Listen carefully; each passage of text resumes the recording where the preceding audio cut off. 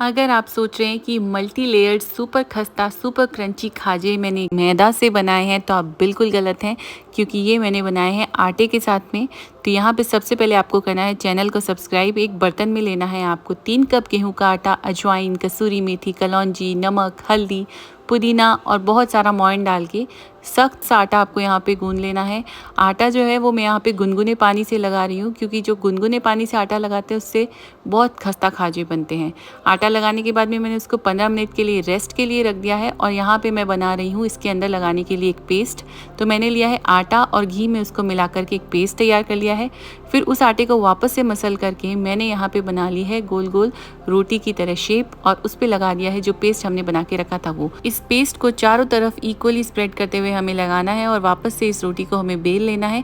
Bell करके हमें यहाँ पे एक तरफ पानी लगा करके इसको फोल्ड करना है और दोबारा से फोल्ड कर देना है और इसी तरह फोल्ड करते हुए इसके खाजे कट कर लेंगे।